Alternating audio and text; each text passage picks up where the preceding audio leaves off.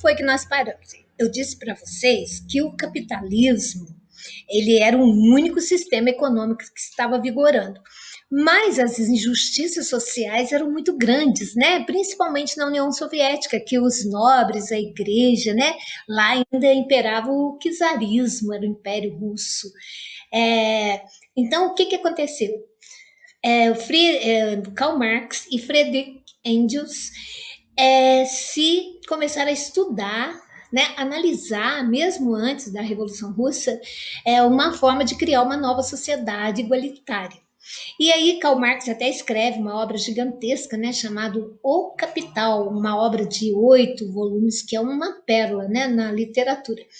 E aí, partindo daí, a União Soviética, que estava vivendo um drama de protestos, tinha entrado na Primeira Guerra Mundial, saiu porque o governo do czar estava assim à beira da falência.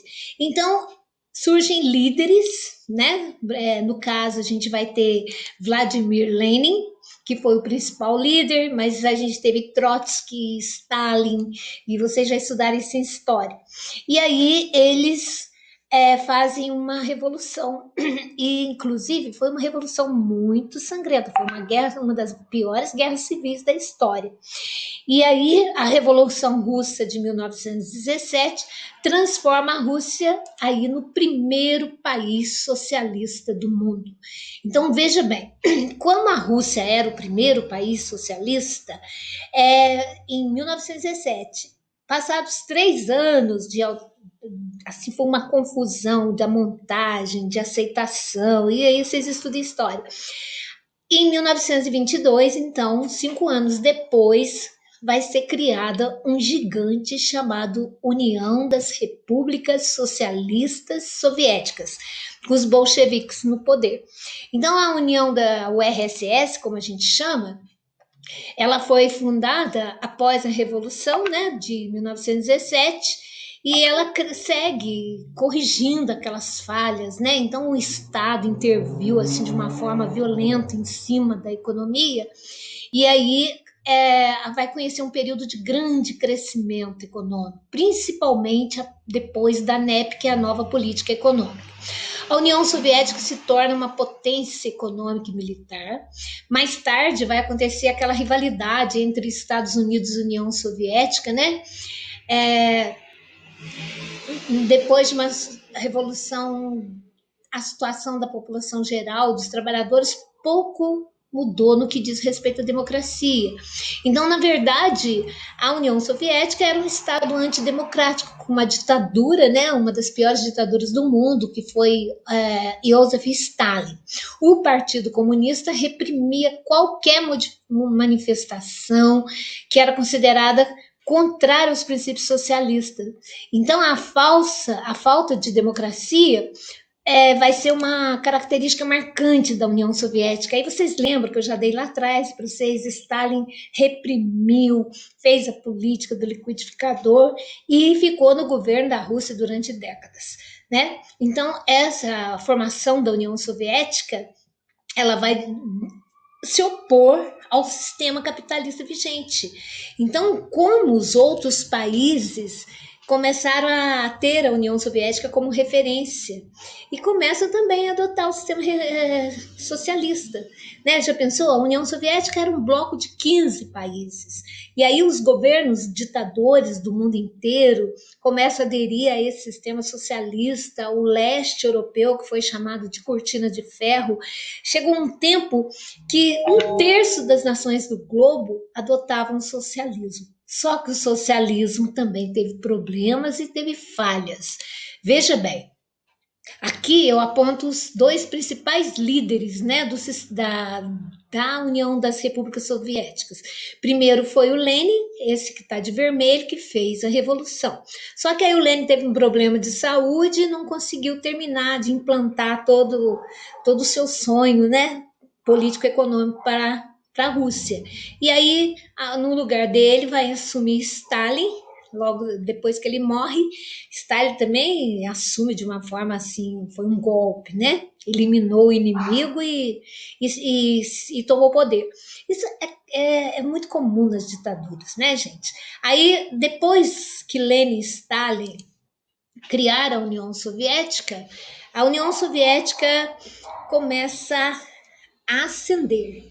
Então aí depois veio a Guerra Fria, a corrida armamentista, a corrida espacial, a Guerra do Vietnã, a Guerra da Coreia, isso tudo dentro do quadro da Guerra Fria. E a União Soviética então vai ficar muito abalada, porque vai gastar demais, ela vai se preocupar tanto com essa disputa com os Estados Unidos pelo domínio do mundo, que a União Soviética vai se enfraquecer. Então, os líderes soviéticos eles vão começar a tomar medidas que a população vai ficar na periferia desses benefícios. Então, a União Soviética começa a entrar em decadência. Vamos ver esse quadro aqui. Olha só. Na década de 70, a economia começa a enfraquecer, em plena Guerra Fria.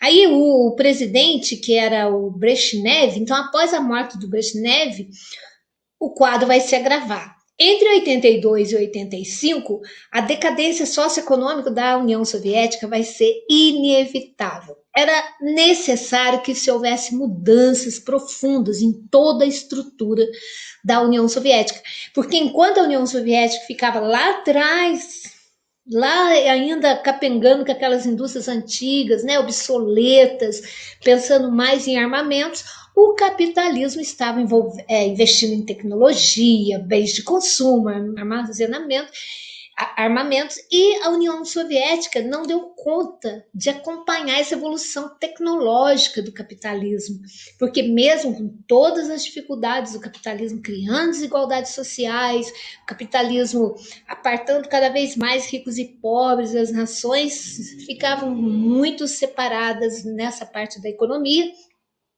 mas o capitalismo voava, né? Veio a tecnologia e o sistema capitalista abraçou aquilo. Enquanto isso, a União Soviética já chegou a ficar lá um gigante adormecido, porque só pensava em armas, em proteger os países que eram socialistas.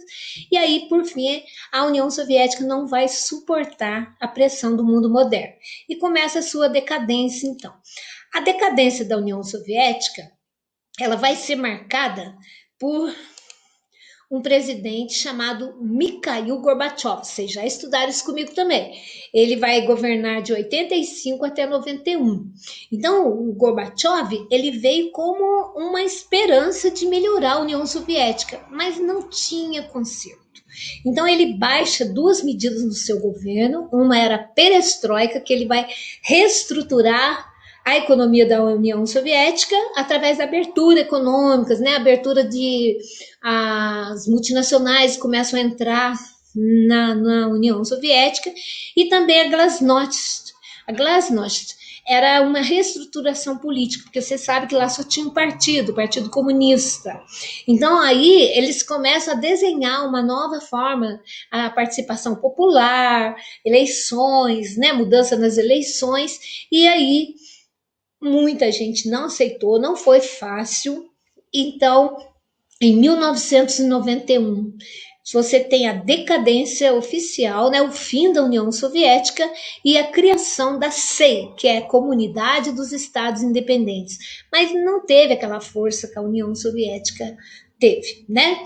E aí volta o estabelecimento da Federação Russa, ou seja, a Rússia, a União Soviética vai se desmembrar, vai ser 15 países, vão ser 15 países, só que primeiro três lá, Letônia, Estônia e Lituânia, já não quiseram entrar no dominó mais. E 15 países, seriam 12 países para formar 100. E o resto do mundo começou a acompanhar, né? O leste europeu, por exemplo, começou a transição para o capitalismo. Uns foram sem muitos problemas, conduziram de forma mais pacífica. E outros não, foi violento, né? O desmembramento da União da Iugoslávia é um exemplo claro disso. Então, o Muro de Berlim, então, assim, ele acaba que bota fim à Guerra Fria. E aí a União Soviética agora já é um ator coadjuvante.